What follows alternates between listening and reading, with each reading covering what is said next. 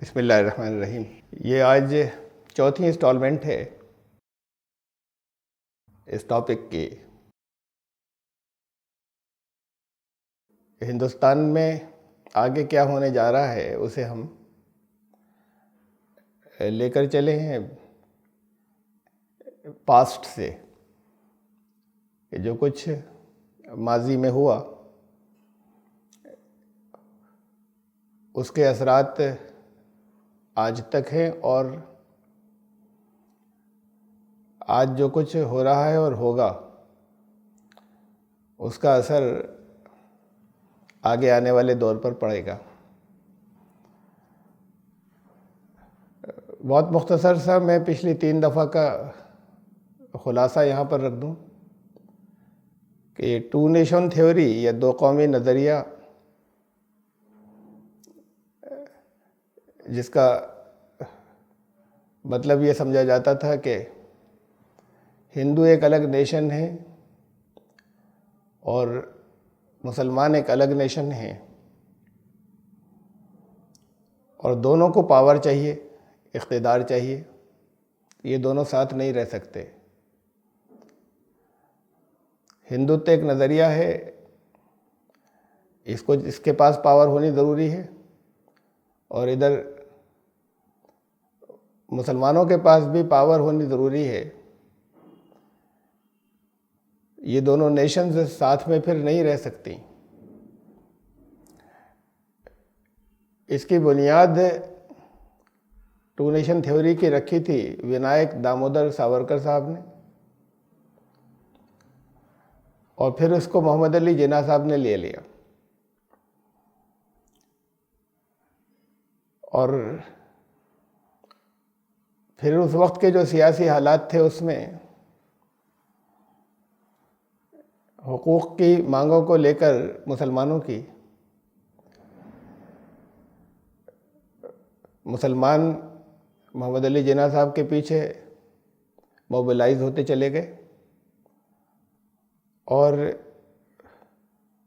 मुल्क का डिवीज़न हुआ। हिंदू महासभा के बाद उस आइडियोलॉजी को लेकर उठी आरएसएस।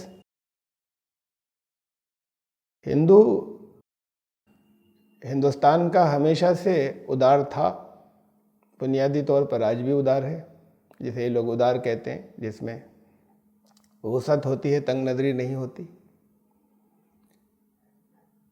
लेकिन वो तंग नज़री हिंदुत्व में है, ये एक अलग टर्मिनोलॉजी थी,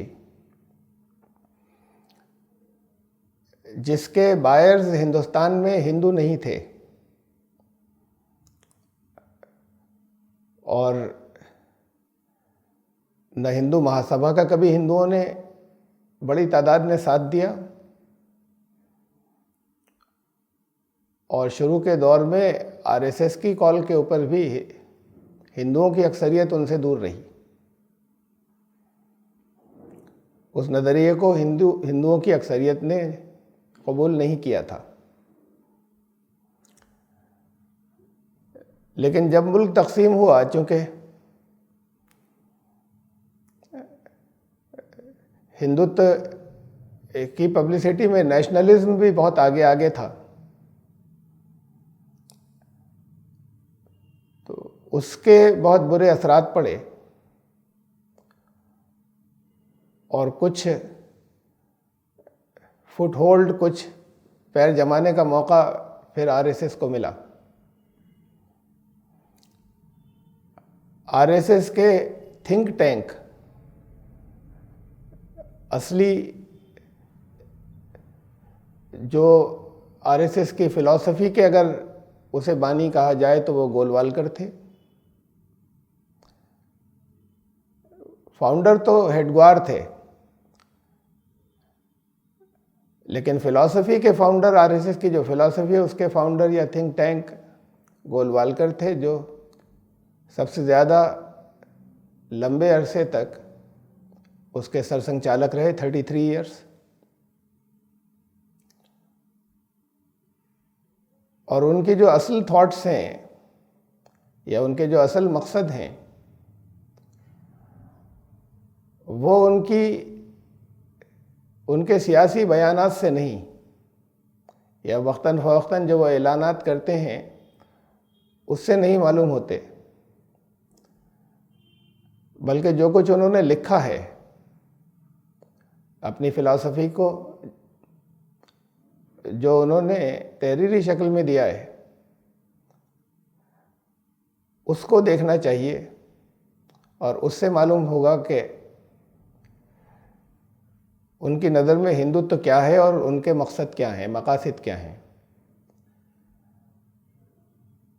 उन्होंने एक किताब लिखी थी सबसे पहले, जो अपना उन्होंने फ़लसफ़ा दिया था, फ़िलासफ़ी दी थी गुरु गोलवालकर ने, उसका नाम था वी, हम। वो किताब, उसके बहुत एडिशन छपे और फिर उस किताब को उन्होंने विड्रॉ कर लिया।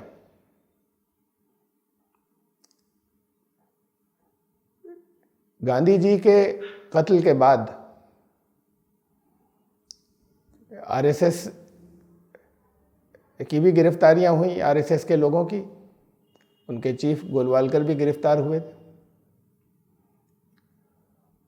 और उसके बाद फिर सरदार पटेल ने उनसे अंडरटेकिंग ली, उनको छोड़ने से पहले सुप्रीम कोर्ट ने ये ऑर्डर किया कि उनका कत्ल में हाथ कहीं से साबित नहीं होता, गांधी जी का, आरएसएस का हाथ साबित नहीं होता गांधी जी के कत्ल में। उनको रिलीज़ करने से पहले सरदार पटेल ने उनसे ये अंडरटेकिंग ली कि आप अपना जो दस्तूर है, जो मैनिफेस्टो है, जो दस्तूर है, उसको बाकायदा शाये करेंगे। उससे पहले कहीं शाये नहीं था। ऑर्गेनाइजेशंस कोई बनती ही नहीं है उस वक्त तक जब तक उनके कोई एम्स एंड ऑब्जेक्टिव्स नहीं होते। ऑर्गेनाइजेशन नहीं होती, चाहे वो लिखा हुआ हो, चाहे वो लिखा ना जाए, सीक्रेट हो और लोगों को मालूम हो। तो इनके एम्स एंड ऑब्जेक्टिव सीक्रेट थे, इन्होंने पब्लिश कभी नहीं किए थे। ये तो किताबें थी इनकी अलग अलग, जिससे कुछ उनके ख्यालात और नज़रियात वाज़ेह थे या वाज़ेह होते थे। लेकिन ऑर्गेनाइजेशन या संस्था या तंजीम के अगराज़ व मकासद और एम्स एंड ऑब्जेक्टिव्स कभी पब्लिश नहीं हुए थे। तो उन्होंने ये अंडरटेकिंग ली कि इसे पब्लिश कीजिए कि आपके एम्स एंड ऑब्जेक्टिव्स क्या हैं। और इंडियन कॉन्स्टिट्यूशन के ये मुखालिफ थे, दस्तूर हिंद के, आरएसएस। तो उन्होंने कहा कि ये अंडरटेकिंग दीजिए कि आप इसके वफादार होंगे। इंडियन फ्लैग के मुखालिफ थे, नेशनल एंथम के मुखालिफ थे। तो इस अंडरटेकिंग के बाद कि अब आप इसके वफादार रहेंगे और हिंदुस्तानी कानून के मुताबिक आपकी तंजीम चलेगी, इसके बाद उनको रिलीज़ किया गया। तो फिर उन्होंने अपना दस्तूर जारी किया। तो जाहिर बात है कि जो उसे तस्लीम नहीं करते इंडियन कॉन्स्टिट्यूशन को, वो जब, और उन्होंने अपना कॉन्स्टिट्यूशन सीक्रेट रखा था, एम्स एंड ऑब्जेक्टिव सीक्रेट रखे थे, जब ये प्रेशर पड़ा तो वो जो कुछ जारी हुआ वो उनके असल मकासद नहीं, अंडर कंपल्शन जब जारी हुआ। पहली मर्तबा 19 रिलीज़ होने के बाद पहली मर्तबा आरएसएस के हेडक्वार्टर पर इंडियन फ्लैग 1952 में एक दफ़ा लहराया गया और उसके बाद फिर गायब। और अब बिल्कुल अभी करीब के दौर में जाकर सन 2000 के बाद फिर दोबारा इतने अरसे उनके हेडक्वार्टर पर कभी न 15 अगस्त न 26 जनवरी इंडियन फ्लैग, उसके बावजूद उस सब दस्तूर के जारी करने और अंडरटेकिंग देने के बाद इंडियन फ्लैग उनके हेड ऑफिस के ऊपर नहीं होता था। वो किताब थी उनकी वी, उन्होंने विड्रॉ कर ली जब वो गिरफ्तार हुए थे और फिर छोड़े गए। उस वक्त से फिर उन्होंने उस किताब को वापस ले लिया और अब वो कहीं नहीं मिलती। पहले बहुत एडिशन छपे थे, उसमें वाज़ेह तौर पर ये तमाम बातें थीं कि ईसाई और मुसलमान फॉरेनर्स हैं, ये या तो हिंदुत्व को अपनाएं, और हिंदुत्व को अपनाने का मतलब ये है कि हिंदू कल्चर में जम हो जाएं, अपनी हर तरह की अलग आइडेंटिटी को ख़त्म कर दें, हर तशख़्ख़ुस और हर पहचान को अपनी बिल्कुल ख़त्म कर दें, किसी तरह की कोई रियायत नहीं मांगें, रियायत ही नहीं किसी बराबरी के सलूक की मांग न करें और दावा न करें। अगर वो उसके अंदर पूरे तरीके से हिंदुत्व के अंदर, हिंदू कल्चर के अंदर दम नहीं हो सकते तो यहाँ सिर्फ रहने की इजाज़त होगी उन्हें, और उन्हें नागरिक अधिकार, शहरी हुकूक भी नहीं दिए जाएंगे।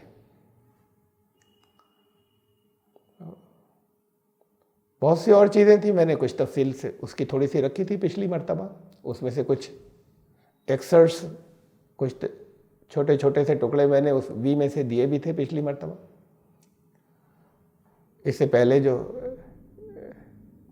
गुजर चुके हैं। तो ये उसके बाद फिर इन्होंने अगली किताब लिखी, बंच ऑफ थॉट्स। जाहिर है कि जब वो पहले से एलानिया इंडियन कॉन्स्टिट्यूशन को नहीं मानते थे, मुखालफत करते थे, इंडियन फ्लैग को तस्लीम नहीं किया, इंडियन नेशनल एंथम को तस्लीम नहीं किया, और फिर अंडर कंपल्शन उन्हें ये लिख कर देना पड़ा अपनी ऑर्गेनाइजेशन और तहरीक को जारी रखने के लिए। ये इन्होंने हमेशा किया है। कुछ लोग वो होते हैं तहरीकों वाले, मूवमेंट्स वाले, कि वो मर जाएं, फांसी चढ़ जाएं, लेकिन जो वो चाहते हैं उसका ऐलान करते हैं और उससे एक कदम, एक इंच उससे नहीं हटते। कुछ लोग वो होते हैं मूवमेंट्स वाले, अपने मूवमेंट्स के बहुत वफादार, कि जब उन्हें ये मालूम हो कि किसी पॉलिटिकल स्ट्रक्चर या सियासी ढांचे में उनका मूवमेंट नहीं चल पा रहा है, तो वो सामने से कॉम्प्रोमाइज़ कर लेते हैं। हिंदू महासभा ने भी ये किया। उन्होंने अंग्रेज़ों से, ब्रिटिशर्स से सावरकर ने एग्रीमेंट किया, जेल से छूटे, और उसके बाद सामने से वफादार हमेशा रहे वो ब्रिटिशर्स के। इन्होंने यही किया कि आरएसएस ने, कि जो शर्तें रखी जा रही हैं सब मान ली जाएं ताकि अपना काम कर सकें बाहर निकल के। ये दो अलग अलग फिलॉसफी थे कि काम हो या ना हो, हम कुर्बानी देंगे, जान दे देंगे, लेकिन हमारे ये मकासद हैं। एक ये लाइन ऑफ थॉट है, और दूसरी लाइन ऑफ थॉट ये है कि हमें अपना काम जारी रखना है, कर दो ऐलान कि हाँ तुम्हारी सब बातें हम मानते हैं, ताकि हम बाहर निकल सकें और काम कर सकें। तो इनकी स्ट्रैटेजी ये रही है। तो इनके जो वी और बंच ऑफ थॉट के अंदर से कुछ चीज़ें मैंने दी थी पहले, उससे बहुत वाज़ेह हो जाना चाहिए कि ये असलन क्या चाहते हैं। आज जो कुछ सामने आता है और उनका जो पॉलिटिकल विंग है वो जो कुछ कहता है, वो सब कॉम्प्रोमाइज़ेज़ हैं।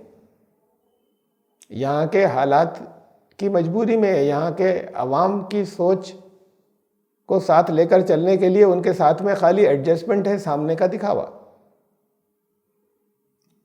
जो मकसद है वो बहुत पहले उनके क्लियर और वादे हो चुके हैं, जो आज लोगों की नज़रों के सामने नहीं है और लोग भूल गए हैं उसे।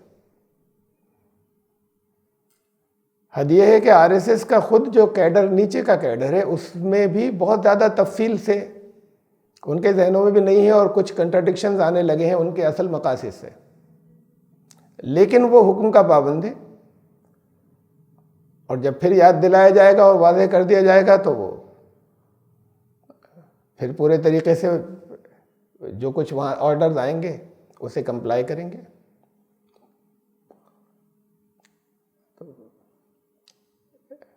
मैंने ये भी बताया था कि हिंदुत्व की सिमिलैरिटीज नाजीज़्म के साथ क्या हैं, हिंदुत्व की सिमिलैरिटीज फाशिज्म के साथ क्या हैं, हिंदुत्व की सिमिलैरिटीज ज़ायनिज़्म के साथ क्या हैं। ये सारी तफसीलात मैंने रखी थी पहले। तो यहाँ जो कभी कभी कोई कह देता है कि ये तो फाशिस्ट हो रहे हैं, वो कहने वाले मालूम नहीं फाशिज्म को जानते भी हैं या नहीं जानते, लेकिन वो भी सिर्फ इस बात पर कह देते हैं कि अपनी पार्टी के अंदर बड़ी डिक्टेटर बने हुए हैं, और उन बयानों का मकसद भी सियासी होता है, और वो उनके जहनों में पूरी तरीके से नहीं है कि उनकी ओरिजिनल फिलॉसफी क्या है जिसको उनको लेकर आना है। ये जो हिंदुत्व है ये एग्जैक्टली फाशिज्म नहीं है, एग्जैक्टली नाजीज़्म नहीं है, एग्जैक्टली ज़ायनिज़्म जैसा नहीं है, इन सब की खुसूसियात हैं उसके अंदर। मैं फिर कह दूं, ये हिंदुइज्म और हिंदुत्व में बहुत फ़र्क है, और ये हिंदुत्व हल्के हल्के आगे बढ़ रहा है, लगातार बढ़ता गया है और बढ़ता चला जा रहा है। हिंदू मैंने आपको बताया कि कॉम्युनल नहीं था, कभी कॉम्युनल नहीं था, सिवाय इसके कि वो उनके अपने यहाँ का जो स्ट्रक्चर है जात पात का, छुआछूत का, वो छूत छात उनकी मुसलमानों ईसाइयों से भी थी और अपने यहाँ के भी नीच लोगों से थी, वो ज़ाती तौर पर अपने यहाँ रखते थे। उसके अलावा उनके यहाँ नफरत का हिस्सा नहीं था। पार्टीशन के बाद से नफरत को बढ़ाने और हिंदुत्व को आगे लेकर चलने का उनको मौका मिला, और पार्टीशन के जो मकसद यहाँ पर मोहम्मद अली जिन्ना साहब के ऐलान के बाद बताए गए थे, वो सब भुला दिए गए पाकिस्तान में भी, और उस पर कोई किसी तरह का पहले ही दिन से कोई प्रोग्रेस कभी नहीं हुई। दोनों जगह बहुत ज़बरदस्त नुकसान हुआ मुसलमानों का, हिंदुस्तान में भी पाकिस्तान में भी। ये दोनों शख्सियतें, ये भी मैंने बताया था, मैं रिमाइंड करा रहा हूँ, दामोदर साहब और जिन्ना साहब ये मजहबी शख्सियतें नहीं थीं, और दोनों कॉम्युनल नहीं थे, ज़रा से भी कॉम्युनल नहीं थे, लेकिन ये उनके एक तरीके, दामोदर साहब की तो पॉलिटिकल फिलॉसफी थी शुरू से, जिन्ना साहब ने इसको अडॉप्ट कर लिया, अपना पॉलिटिकल मोटो इस हिस्से को बना लिया उन्होंने, जिससे कॉम्युनलिज्म फैला। हिंदू कॉम्युनल नहीं था कभी, हो गया और होता चला जा रहा है बहुत तेजी के साथ में। मुसलमान इस्लाम में कॉम्युनलिज्म के लिए कोई गुंजाइश नहीं है,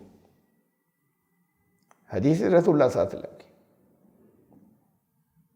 कि जिसके अंदर कॉम्युनलिज्म हो, जिसके अंदर तासुब असबियत हो, फ़िरका परस्ती हो, वो हम में से नहीं। एक हदीस का मफहूम है उनके। इस्लाम में कॉम्युनलिज्म के लिए सिर्फ बिल्कुल कोई गुंजाइश नहीं है। दाई तो कॉम्युनल हो ही नहीं सकता, इस्लाम दावत का दीन है, तो दाई कॉम्युनल हो के दावत नहीं होती। लेकिन जब जब इस्लाम अपनी असल हालत में रहेगा तो नहीं रहेगा, तो दुनिया में सबसे ज़्यादा कॉम्युनल मुसलमान होंगे। जब इस्लाम अपनी असल हालत से हटेगा तो मुसलमान कॉम्युनल होगा, ओरिजिनल शक्ल जैसे ही हटेगी, इसलिए कि उसके अंदर वो तमाम चीज़ें हैं इस्लाम के अंदर ज़रूरत पड़ने पर मिलिटेंसी भी है, जब हालात साजगार हो तो हुकूमत भी है, इस्लामी कानून का नफाज भी है। वो किन उसूलों के अंडर में है, किन हालात के अंदर है और कब कब है और कैसे है, जब वो उसूल भुला दिए जाएंगे तो दुनिया में सबसे ज़्यादा कॉम्युनल इस्लाम के मानने वाले होंगे। इसलिए कि उन उसूलों के अंडर में वो चीज़ें नहीं रहीं, उनके तहत नहीं रहीं। तो फिर यहाँ पर कॉम्युनलिज्म जो है, जब तक एक ही फिरके में था मुसलमानों में, और असल में सामने नहीं आता था इसलिए कि हिंदू कॉम्युनल नहीं था, लेकिन जब उनका भी कॉम्युनलिज्म स्टार्ट हुआ तो इनका बहुत ज़्यादा उभर कर सामने आ गया रिएक्शन में और रद्द अमल में, और फिर इसने जड़ें यहाँ पकड़ ली और आगे बढ़ता जा रहा है। और उसको इस्तेमाल करके अब दोबारा वो तहरीक तो हो नहीं सकती कि दोबारा फिर कहीं मुल्क को अलग कर लें, फिर पाकिस्तान बना लें। पहले तो उसके लिए ज्योग्राफिकल कंडीशंस भी उसे सूट कर रही थी, इसलिए कि वेस्टर्न पार्ट इंडिया का जितना था वो ओवरवेलमिंगली मुस्लिम मेजॉरिटी था, मुस्लिम डोमिनेंट था सारा। वेस्ट जितना था, वेस्ट इंडिया, मुसलमान कंसंट्रेटेड थे उधर। मुसलमान बहुत बड़ी तादाद में कंसंट्रेटेड थे बंगाल के इलाके में। इन टुकड़ों का अलग हो जाना उस वक्त की जो ज्योग्राफिकल सिचुएशंस थी उसमें भी डिमांड के अंदर मुमकिन बना दिया गया। लेकिन जब स्कैटर्ड हो पूरे हिंदुस्तान में, अब ऐसा नहीं है कि बॉर्डर्स के ऊपर सिवाय कश्मीर के कहीं मुसलमानों का कंसंट्रेशन हो, और वहाँ है तो फिर वहाँ पे सेपरेटिज्म की हवाएं चलती रहती हैं, चल रही हैं जब वहाँ पर कंसंट्रेशन है तो। अब उसके अलावा किसी और जगह कंसंट्रेशन नहीं है मुसलमानों का, अब स्कैटर्ड है। तो अब ज्योग्राफिकल कंडीशंस भी इस तरह की, अगर कभी कोई डिमांड लेकर उठ जाए और फिर उसे फैला दे और चल पड़े तो मारकाट तो हो सकती है, अब डिवीजन नहीं हो सकता। इनको तो अपनी इसी तादाद के साथ में यहीं पर रहना है। अगर कम्युनलिज्म को बढ़ाया जाए, जो बढ़ाती हैं कुछ पार्टियां अपने सियासी मफाद के लिए, या कुछ लोग, कुछ मजहबी लोग और कुछ सियासी लोग, तो वो एक लिमिटेड अपना फायदा तो हासिल कर सकते हैं और ले सकते हैं, लेकिन मुसलमानों को उससे कुछ मिलने वाला नहीं है। हिंदू कम्युनलिज्म अगर बढ़ता चला जाए तो मुसलमानों के लिए बहुत बड़ा खतरा है। इस हिस्से को सोचते नहीं और गौर नहीं करते कि हम कम्युनलिज्म के रिएक्शन में हम भी, हमारी तरफ से भी कम्युनलिज्म बजाय आने के, हम अपना वो मकसद पूरा करें जिसके लिए मुसलमान उम्मत बर्पा की गई थी। ये सारी चीज़ें जो है, ये मुसलमानों के सियासी और मजहबी लीडरों ने उस असल सोच से मुसलमानों को दूर रखा है।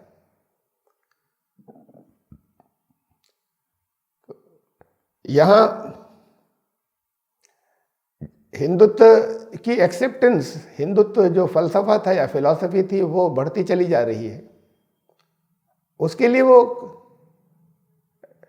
जगह जगह ये ज़रूरी है कि कहीं कम्युनल टेंशन हो, कहीं कम्युनल इश्यूज बार बार लाए जाएं और उसको खूब हवा दी जाए, चाहे वो झूठा प्रोपेगेंडा हो, उसको बढ़ाया जाए और उसकी एक्सेप्टेंस बढ़ती चली जाए और बढ़ती चली जा रही है। आरएसएस का जो पॉलिटिकल विंग था उसको सेंटर में हुकूमत मिल गई।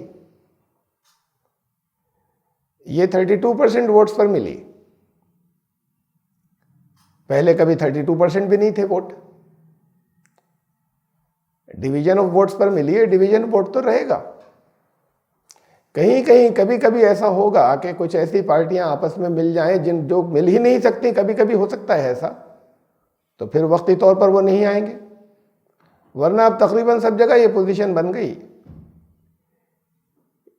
कि वो इसी अपनी ये जो अब उनकी मौजूदा परसेंटेज है पब्लिक का साथ देने की, इसके ऊपर अब जगह जगह वो हुकूमतें बना लें, स्टेट्स में भी। अब भी ऐसा हो गया कि कहीं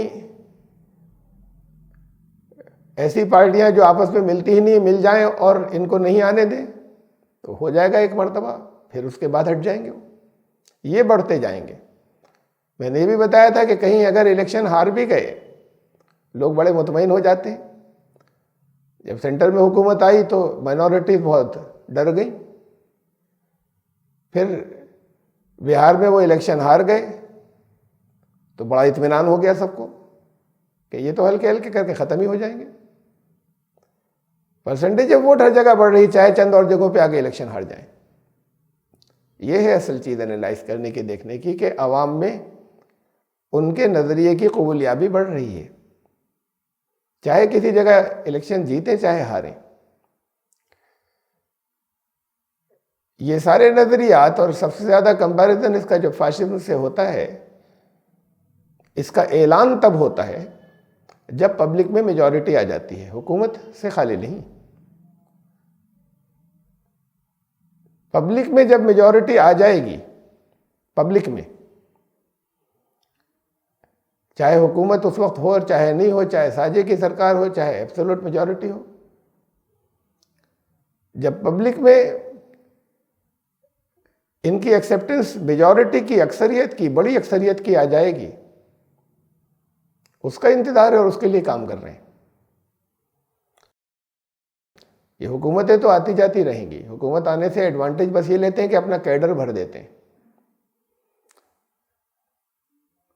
और शुरू से ही मैंने आपको नाम लेकर कुछ मिसालें दी थी, बहुत से नाम नहीं लिए थे। आर्मी में टॉप लेवल के ऊपर इनके लोग मौजूद हैं, थे शुरू से, आज भी हैं। जुडिशरी में है टॉप लेवल के ऊपर, पहले भी थे, आज भी हैं, बढ़ रहे हैं। तो जब आर्मी भी साथ देगी, जब अवाम भी साथ होंगे, जब जुडिशरी भी उन्हीं के साथ होगी, उस वक्त उनके वो अपने नज़रिए का खुलकर ऐलान करेंगे और कहेंगे कि अब इलेक्शन का ड्रामा ख़त्म, जमहूरियत का, डेमोक्रेसी का ड्रामा ख़त्म, आइंदा इलेक्शन नहीं होंगे। ये कोई फौजी इनकलाब पाकिस्तान जैसा नहीं होगा कि किसी डिक्टेटर ने अपने फौज के जरिए कब्जा कर लिया।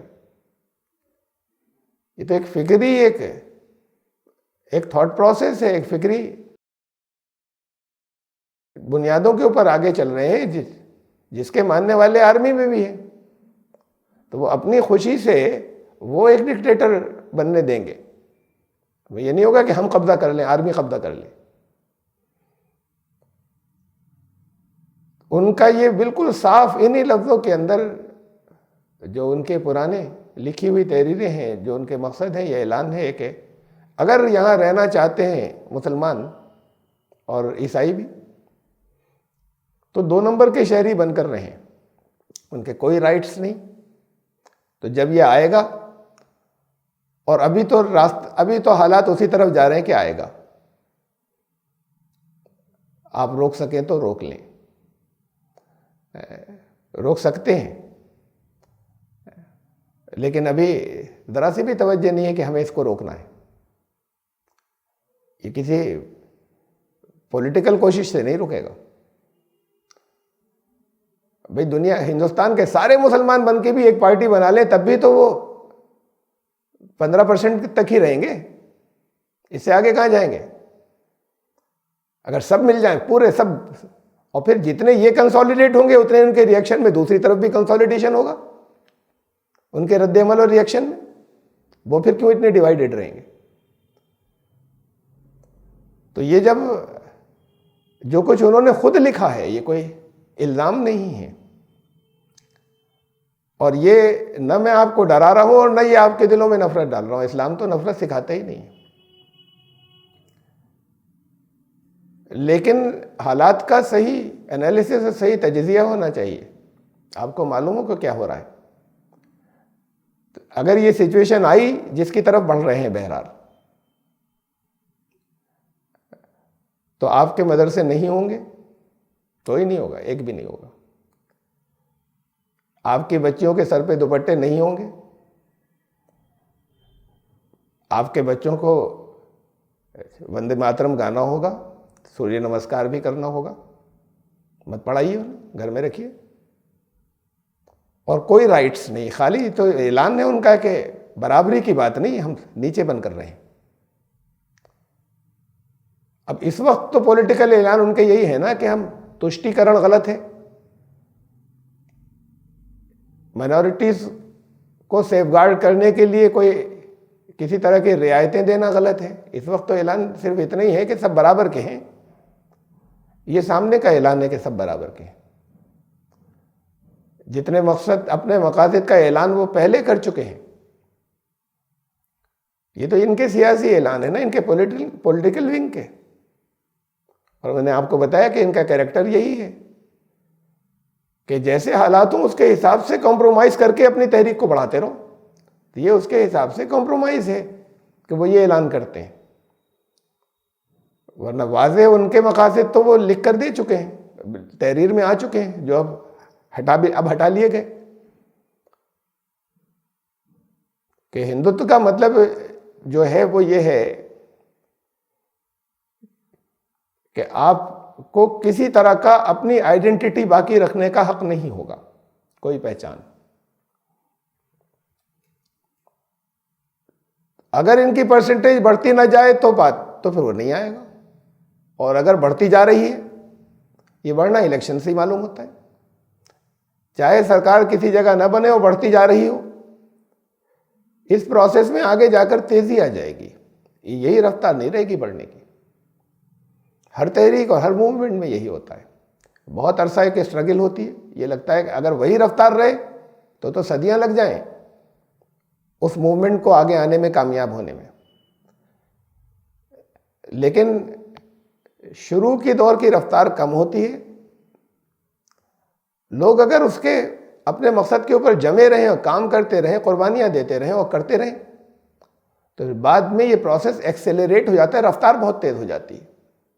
13 साल तक रसूलुल्लाह सल्लल्लाहु अलैहि वसल्लम मक्के के अंदर कुर्बानियां देते रहे, वो और उनके साथी। अगर वही रफ्तार रहती तो सैकड़ों साल तक भी कोई मदीना नहीं होता, कोई स्टेट नहीं होती।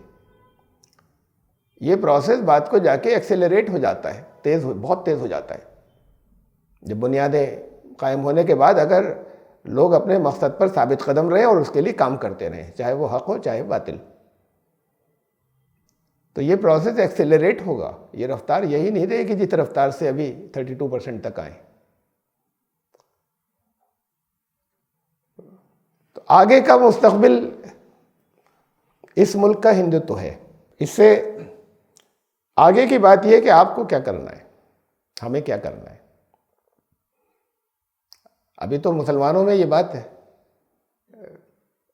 पहुंची नहीं है, और पहुंचे तो अभी हजम नहीं होगी। क्या बातें कर रहे हैं, सब ख्याली बातें। आपको क्या करना है, ये है फिर इसके बाद की असल बात, जो फिर आज का हमारा। और फिर क्या करना है, इसे तो मैं बहुत तफसील से बहुत मर्तबा ले चुका हूँ, लेकिन अब इस कंटेक्स्ट में समझिए, अब इस तफसील के अंदर जो पहली 3 किस्तों के बाद आज है, इस मौजूदा हालात में समझिए। पहले ये देखिए कि अभी जो लोग हैं वो क्या कर रहे हैं। मुसलमानों की जो चाहे वो सियासी लीडरशिप हो, और ख़ास तौर से ज़्यादा असल तो बात यह है कि दीन को समझने वाले ये तवक्को की जाती है कि रिलीजियस लीडरशिप, मजहबी लीडरशिप सही रास्ते पर ले जाएगी। इनमें से किसी को उन हालात का एहसास नहीं है जिसका मैंने तफसील से पहले जिक्र किया है, जो गुजर चुकी, कि करना क्या चाहिए। फिर यहाँ पर फिर अब हम बैठकर बात कर रहे हैं थोड़े से लोग कि होना क्या चाहिए था।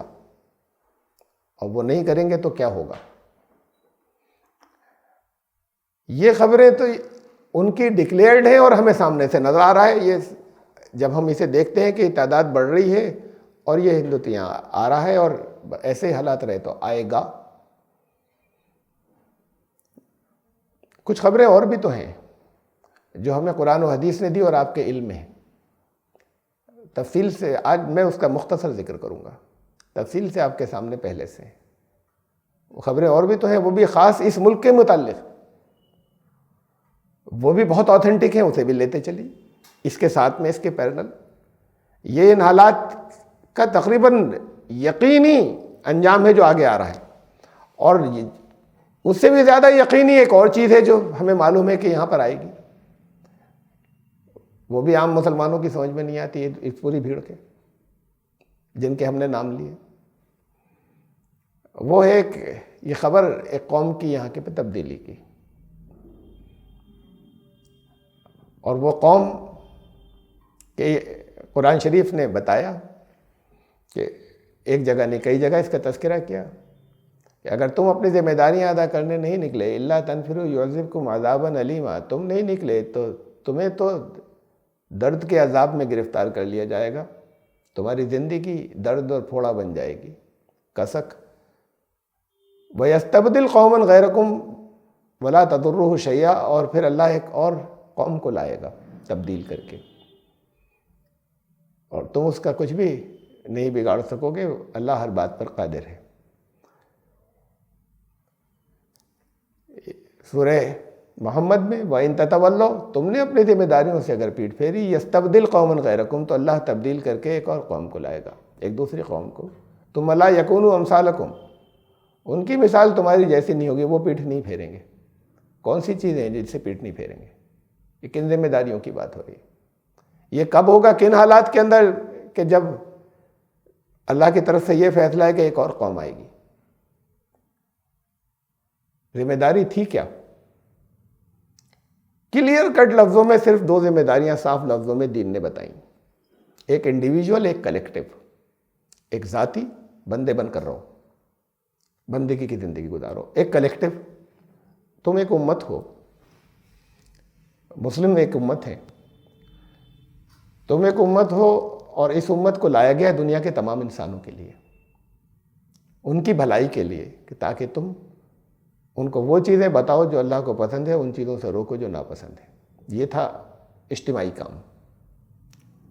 कहीं नहीं कहा गया था कि तुम्हें हुकूमत कायम करनी है। जिन चीज़ों, जो चीज़ें बुनियादी मकसद होता है, जो बुनियादी मकासद होते हैं, उसका साफ ऐलान होता है, उसको डिड्यूस नहीं किया जाता, इस्तिखराज नहीं किया जाता। फलां इससे ये बात निकल रही है कि हुकूमत भी कायम करनी थी। इस्तिखराज में तो इख्तिलाफात होते हैं, कोई उससे ये निकालता है, कोई उससे ये नहीं निकालता। डिडक्शन में तो जो चीज़ें बुनियादी होती हैं उसको साफ लफ्ज़ों में कहा जाता है, वो इस पर नहीं छोड़ी जाती कि डिड्यूस कर लीजिए, इस्तिखराज कर लीजिए। साफ लफ्ज़ों में तो ये दो बातें थी। इज्तिमाई मकसद ये बताया गया था साफ लफ्ज़ों में, कहीं नहीं कहा था साफ कि हुकूमत कायम करनी है तुम्हें, तुम्हारे पास पावर होनी ज़रूरी है।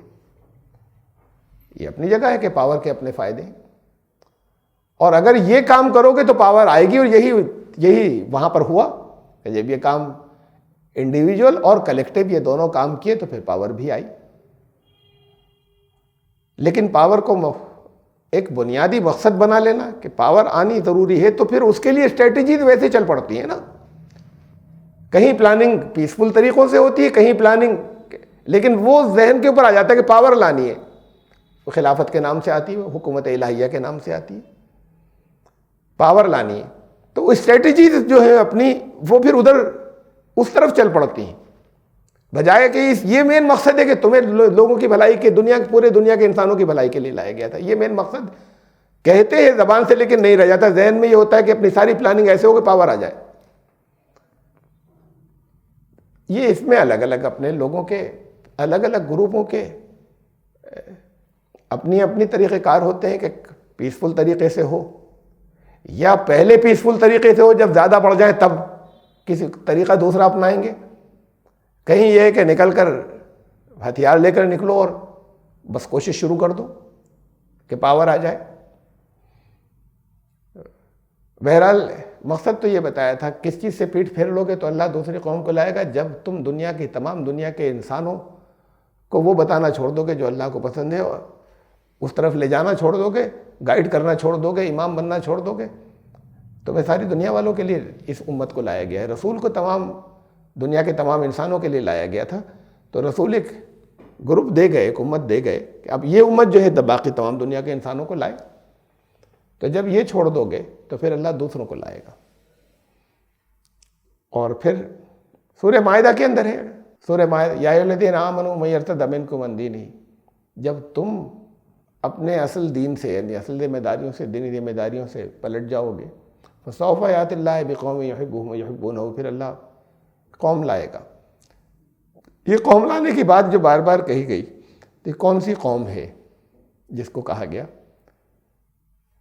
इस कौम के सिलसिले में सहाबा सवाल किया करते थे। रसूलुल्लाह सहाबा सवाल करते थे कि ये लोग कौन होंगे। तो रसूलुल्लाह सल्लल्लाहु अलैहि वसल्लम ने बहुत से मौक़ों पे जवाब दिए, दो जवाब दिए। बहुत से मौक़ों पे बताया कि ईरान के लोग होंगे, और बहुत से मौक़ों पे बताया यमन के लोग होंगे। ये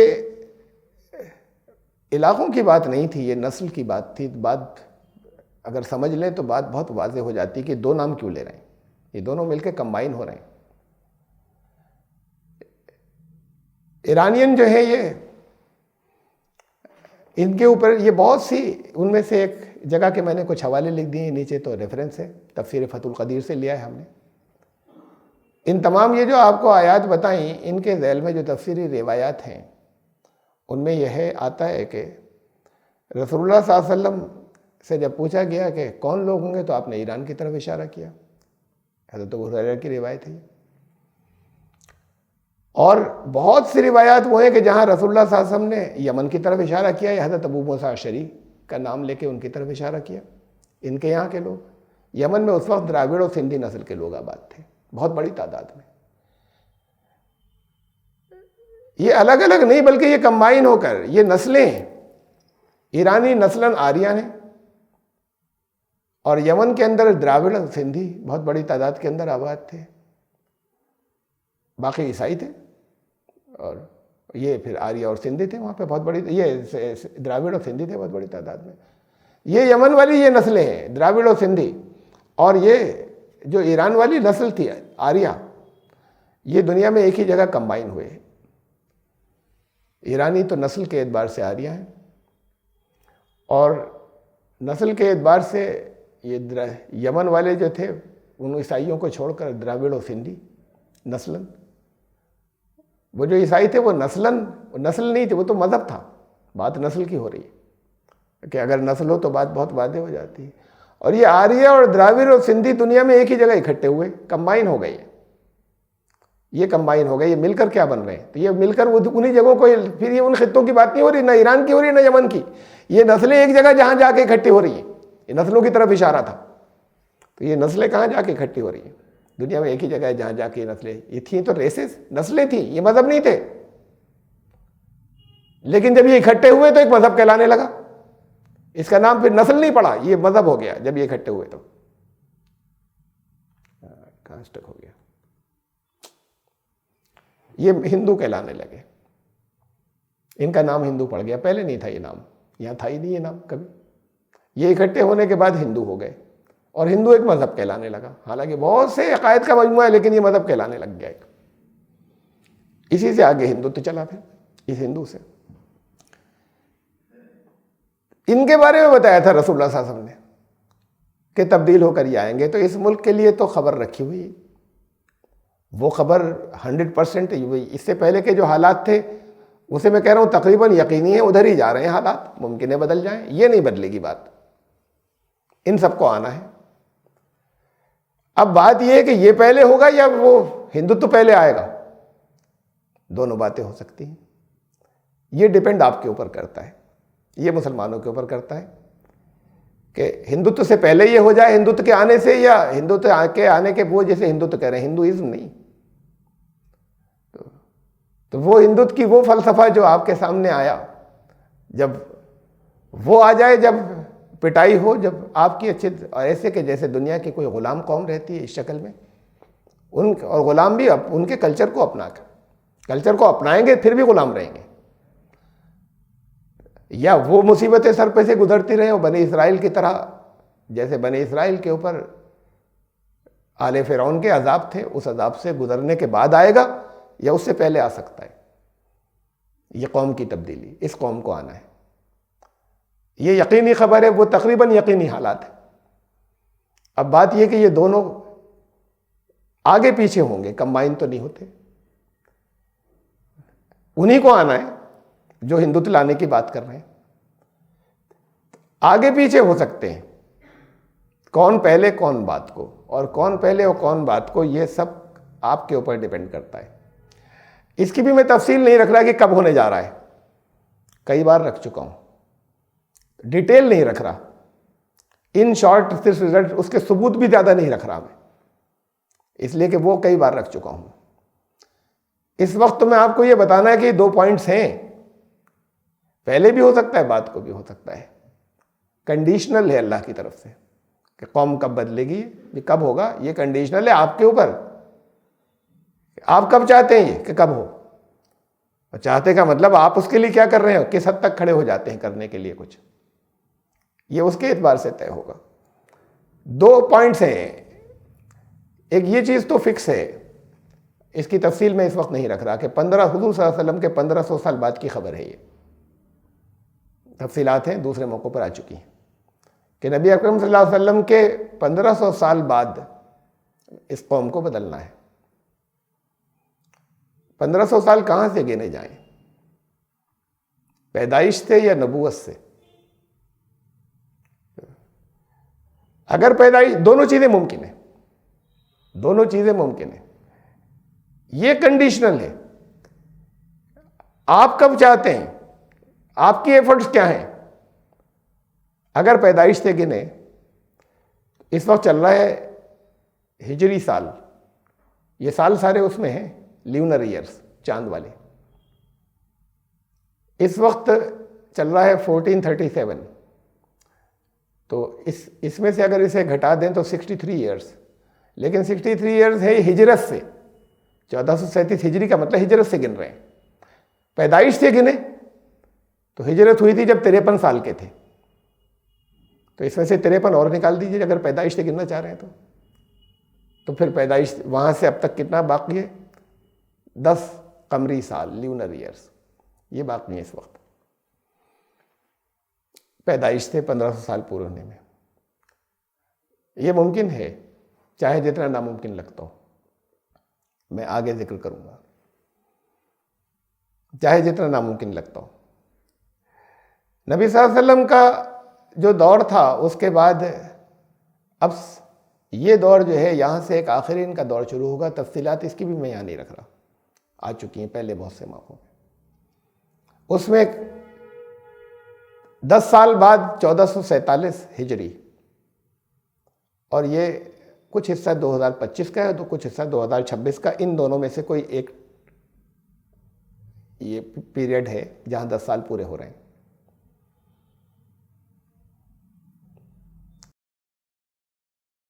ये बहुत डिस्टिंक्ट पॉसिबिलिटी है, ये बिल्कुल मुमकिन है, इसकी बात थोड़ा सा रुक कर। लेकिन अगर यहाँ नहीं हुआ, ये हिस्सा हमने स्लिप हो जाने दिया तो स्लिप हो जाएगा।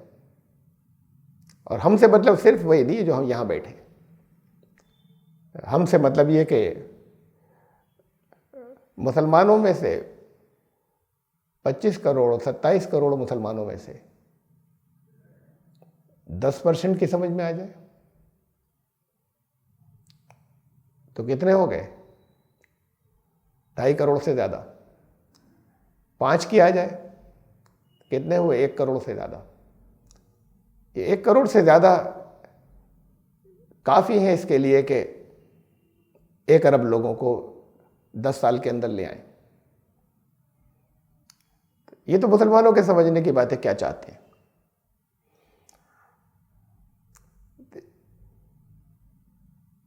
और नेक्स्ट इवेंट जो आ रहा है, अगर यहाँ नहीं हुआ तो बीच में नहीं होगा फिर।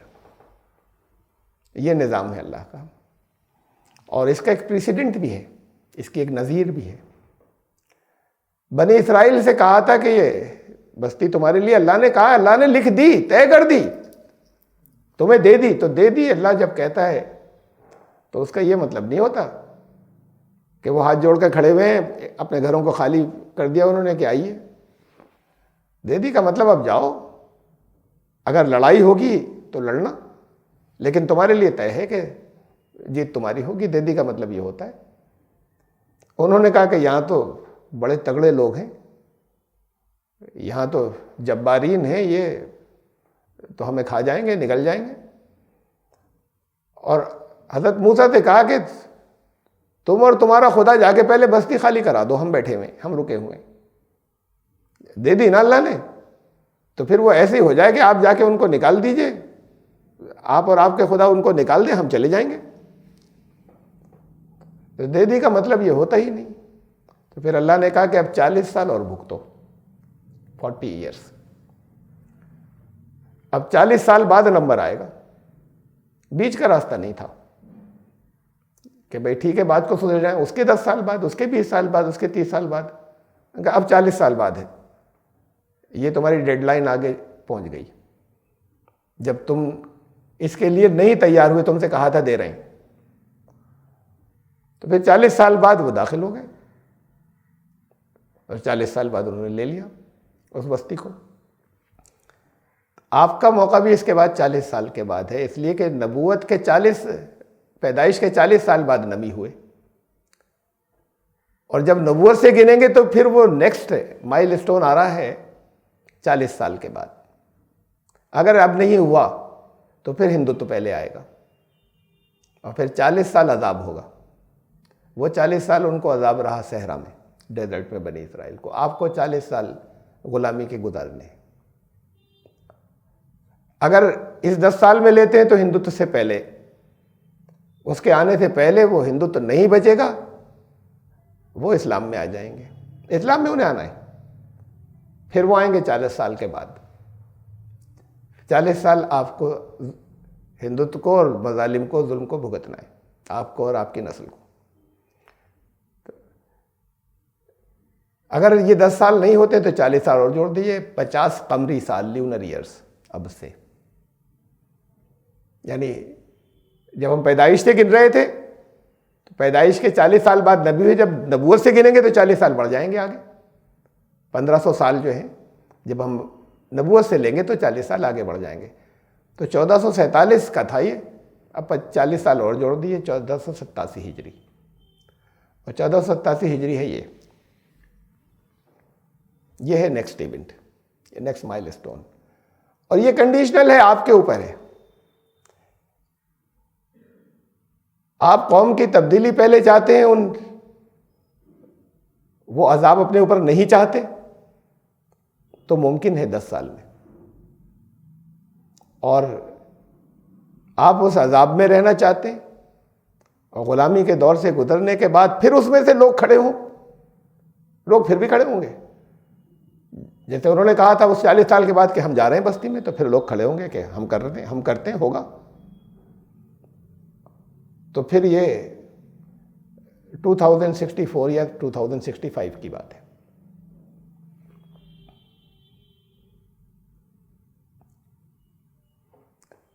यहां पर कुछ लोग काम कर रहे हैं, बहुत सी तंजीमें, छोटी छोटी सही अभी कर रहे हैं, लेकिन जो तंजीमें काम कर रही हैं वो काम कर रही हैं इंडिविजुअल कन्वर्जन के लिए। इंडिविजुअल, ये बात बहुत अहम है समझना, इंडिविजुअल कन्वर्जन इस हिंदुस्तान के, इस मुल्क के मसाइल का हल नहीं है। यहां सलूशन ही नहीं है इस मुल्क के मसाइल का।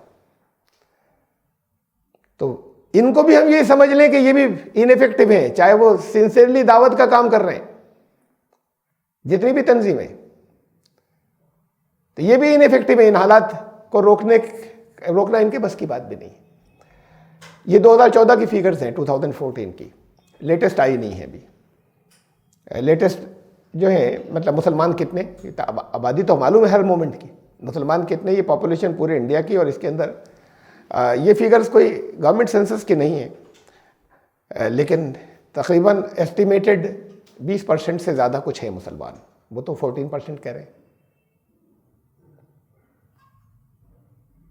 इसमें फिर जिन्हें आना है या जो आपका टारगेट होना चाहिए तो वो कितने? 1 अरब 100 करोड़। अगर हर साल 10,000 लोग इस्लाम कबूल कर लेते हों इंडिविजुअल कन्वर्जन की जो कोशिशें चल रही हैं उसके नतीजे में, तो फिर ये 1 अरब लोग कितने दिनों में आएंगे? हर साल 10,000। 1 अरब को तकसीम कीजिए 10,000 से, 0 काट दीजिए, इधर के जितने 0 हैं उधर काट दीजिए, आ जाएगा जवाब। ये राइट हैंड साइड में जितने 0 हैं उधर के लेफ्ट वाले इतने 0 काट दीजिए, डिवाइड हो जाएगा। 1 अरब की तादाद को जरा 10,000 से तकसीम कीजिए, 1 लाख साल। 1 लाख साल लगेंगे अगर मौजूदा रफ्तार रहती है। अच्छा, अब दावत का नाम आने लगा, बहुत से और लोग भी, एक फैशन सा भी हो गया। पहले हर मदरसे के अंदर एक फैशन चला था, कंप्यूटर होना ज़रूरी है, चाहे वो किसी को उसके बारे में कुछ आता हो या नहीं आता हो, कंप्यूटर होना ज़रूरी है। ये एक फैशन चला था कुछ अरसे। अब लेटेस्ट फैशन है इस वक्त इन थिंग मदारिस के लिए दावत। इस वक्त के हालात ऐसे हो गए कि भाई दावत का भी एक शोबा होना चाहिए, एक डिपार्टमेंट होना चाहिए। हमारे यहाँ के कुछ लोगों को आना चाहिए, करना कुछ नहीं है, लेकिन एक नाम है कि ये भी होना चाहिए। तो फिर इसकी वजह से कुछ तो खड़े होंगे जगह जगह, कुछ फिक्र बनेगी, कुछ लोगों की बनेगी, बन रही है, तो तादाद बढ़ जाएगी दावत का काम करने वालों की। उसी इंडिविजुअल कन्वर्जन के एक एक को इस्लाम कबूल करवाना, तादाद बढ़ जाएगी। अच्छा, बढ़कर मान लीजिए 3 गुनी हो जाए, इसकी वजह से कि भाई अब लोगों की समझ में आने लगा दावत का काम होना चाहिए। पहले तो मुखालफत करते थे, फिर तो खामोश हुए। जब हमने शुरू किया था तो पूरा हिंदुस्तान मुखालिफ था, फिर बीच में वो फेज आया कि खामोश हो गए, मुखालफत रोक दी।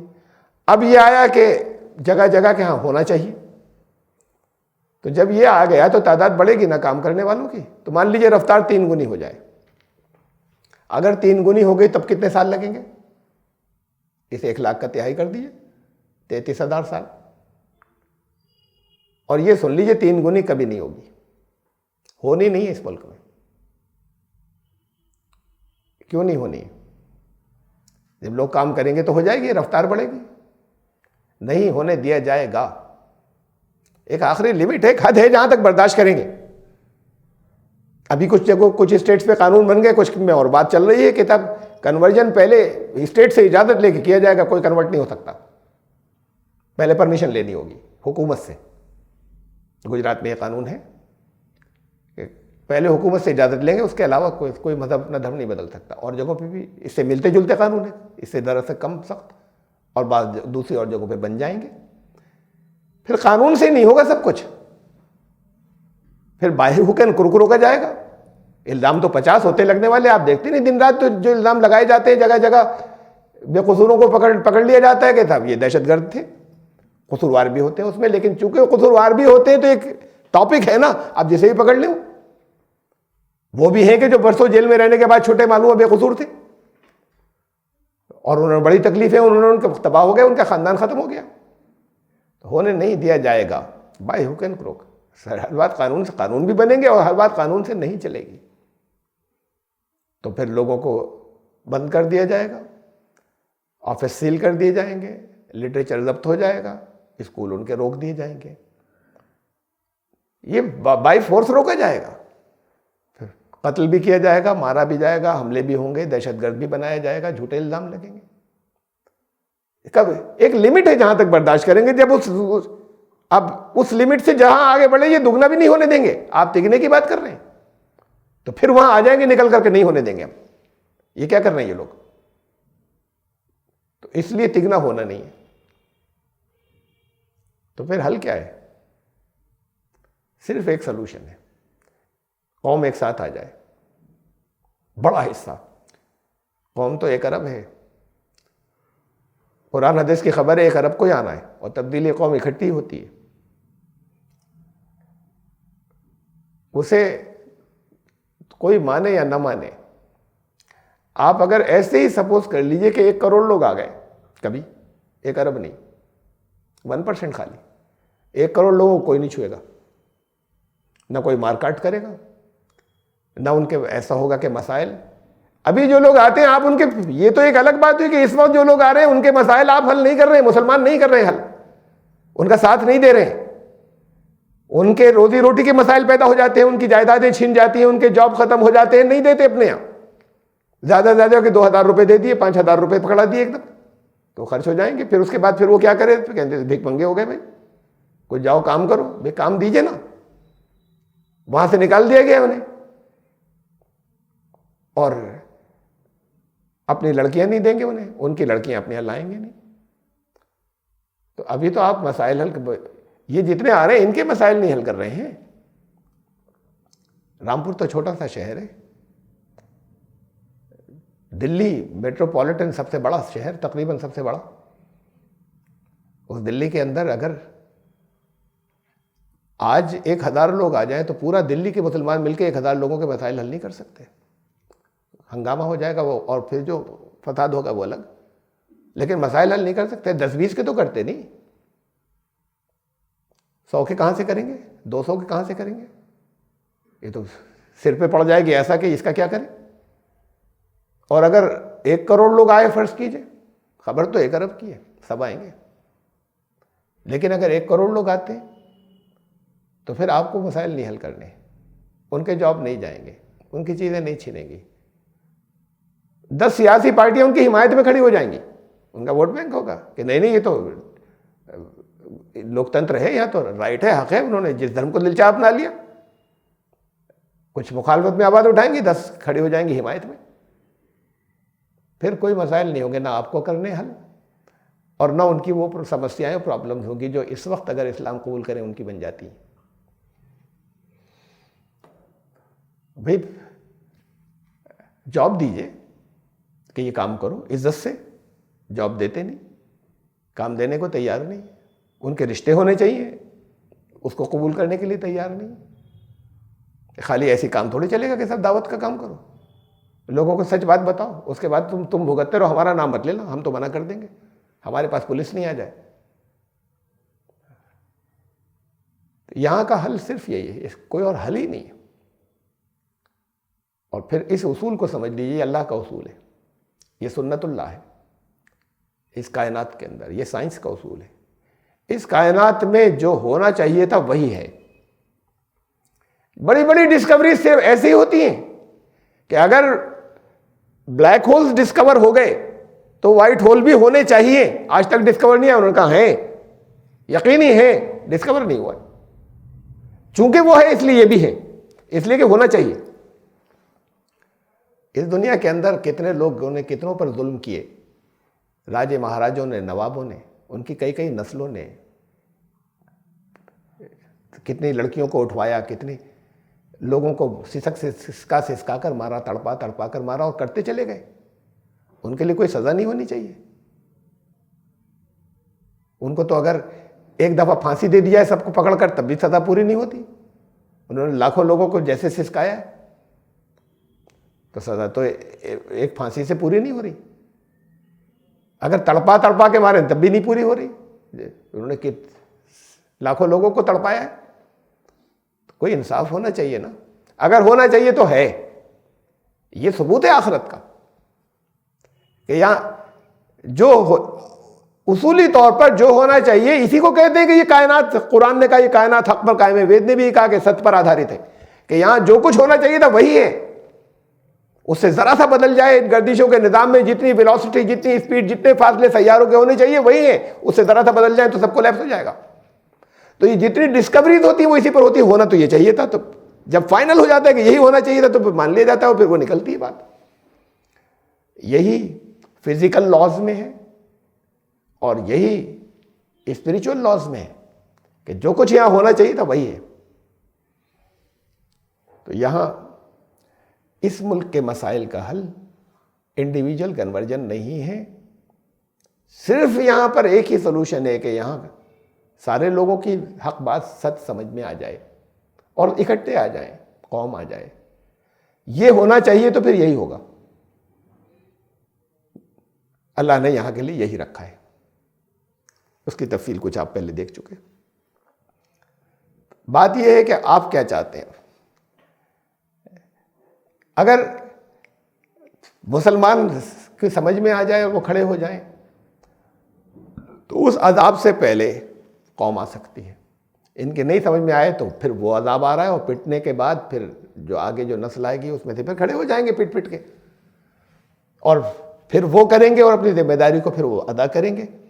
और फिर अल्लाह ने कहा जो ये तो लिख दिया हमने, फिर वो ले लेंगे आगे बढ़ के, उसके अंदर हिस्सा ले लेंगे और फिर कौम आएगी। उन्हीं को आएगी। तातारी आए थे, बड़े जालिम थे, बड़े सफाक थे। तातारियों जैसा जुल्म थोड़ी कर रहे हैं, ना करेंगे आगे उस जैसा। और तारीख का वो भी आ गए, सारे के सारे, पूरी कौम आ गई। पासबा मिल गए, काबे को सनम खाने से वही यहाँ होना है। बात तो यह है कि सनम खाने का निज़ाम पूरे अपने सारी जो उसकी वहशत ना की उसके साथ पहले छा जाएगा, या ये पासबा पहले आ जाएंगे। ये टोटली आपके ऊपर डिपेंड करता है, आपसे मतलब मुस्लिम। तो फिर इसलिए अब इस बात को और समझ लीजिए, दावत ये तो सिर्फ आप हैं जो इस तहरीक इस्लामपुर से शुरू हुई है, जिनकी नज़र पर यह है कि इस मुल्क के अंदर कलेक्टिव कन्वर्जन होगा, और आपका तरीक़ेकार भी तब्दीली कौम का है। अफराद आते रहते हैं, आज भी आते हैं, वो हिम्मत बढ़ाने के लिए, लेकिन असल तो यहाँ पर कौम को तब्दील होना है, और तरीक़ेकार भी कौम की तब्दीली का है। टारगेट के हिसाब से तरीक़ेकार बदलता है। जब टारगेट इंडिविजुअल कन्वर्जन होगा, तरीक़ेकार कुछ और होगा। जब कलेक्टिव कन्वर्जन होगा, तरीक़ेकार कुछ और होगा। इसमें इंतज़ार करना पड़ेगा, वो सामने से जो है वो इतना इंतज़ार नहीं, हाँ भाई ये भी एक भी आ गए, एक ये भी आ गए, एक ये भी आ गए। तो यहाँ पर सिर्फ अभी तो खाली आप थोड़े से लोग हैं। ये बात फिर और दूसरों की भी आ जाए समझ में, 5% मुसलमानों की समझ में आ जाए तो उस अदाब से पहले बहुत काफ़ी है। 1 साल है, 1 साल काफ़ी है 1 करोड़ लोगों के लिए 100 करोड़ लोगों को लाना। 1 साल 1 करोड़ लोग खड़े हो जाए कि हम कुछ करने के लिए निकल लिए, साल भर बहुत होता है। तो ये फिर 10 साल के अंदर हो सकता है। फिर अब इसे भी समझ लीजिए ना कि दावत इस वक्त इनिशियल फेज में, जब अभी बहुत थोड़े से लोग हैं, दावत बहुत अहम है, लेकिन दावत से ज़्यादा अहम दाई को लाना है। आप करते रहे अपना काम, जब हम जा रहे हैं हम बता रहे हैं उनको कि ये चीज़ गलत है, ये तुम्हें नरक में ले जाएगी, उन्हें समझाते रहिए, लोग सर हिलाते रहे और माने भी और आ भी जाए कुछ। आप कितना करेंगे? आपको 1 करोड़ लोग चाहिए। तो जब तक वो सिस्टम नहीं बनाएंगे, वो प्लान नहीं करेंगे, वो निज़ाम, इस वक्त शुरू के फेज में ये ज़्यादा इंपॉर्टेंट होता है, दावत से ज़्यादा इंपॉर्टेंट होता है कि दाई लाइए। ये ज़्यादा इंपॉर्टेंट है, उससे हैं तो दोनों। बाद के फेज में ये ज़्यादा इंपॉर्टेंट हो रहा है कि तो हो गए, दावत का काम फुल तेजी के साथ में हो, तो रहेंगे दोनों साथ में। लेकिन ये थोड़े से लोग आप अपना करते रहे तो ठीक है, अल्लाह के यहाँ आपके दर्जात होंगे, लेकिन रिजल्ट्स नहीं आएंगे। रिजल्ट्स तब आएंगे जब दाई की तादाद ज़्यादा हो। तो इसलिए ये बहुत इंपॉर्टेंट है कि ये एफर्ट प्लानिंग के अंदर ये रहे कि दाई कहाँ से आए। आपको पूरे मुल्क के हिसाब से सोचना है, खाली किसी एक गांव या किसी एक छोटे से शहर के बारे में सोचना है। इस मुल्क के बारे में तो खबर है ना। ये है वो जो हमारी जिम्मेदारियां हैं इन हालात के अंदर। आज ये 4थी किस्त थी। अल्लाह से दुआ है कि आपकी समझ में आ जाए कि हमें क्या असल जिम्मेदारी क्या है, और आपके ज़रिए पूरी उम्मत को तो नहीं आएगी, कुछ उम्मत के कुछ हिस्से को आ जाए, पूरी उम्मत को नहीं आएगी, ये भी समझ लीजिए। इसलिए कि कुरान में ये बात मशरूत है, कंडीशनल है। जब वो पीठ फेर लेंगे तो फिर अल्लाह इन्हें लाएगा, वो अगर पीठ नहीं फेरते तो लाएगा ही नहीं। ये भी मशरूत है, तो वो उनकी मेजॉरिटी नहीं होगी ठीक, और नहीं समझेगी और नहीं अपने सही मकसद को पहचानेगी अक्सरियत, तब दूसरी कौम आएगी। तो ये सब चीज़ें साथ में इंटरलिंक्ड हैं। तो सबको नहीं आना है, लेकिन 5% तो आप ला सकें। इसे अल्लाह से दुआ है कि आप समझ लें, आपके ज़रिए और लोग समझ लें, 5% की समझ में आ जाए, खड़े हो जाएं। ये 5% तो 1 साल में तब्दीली ले आएंगे।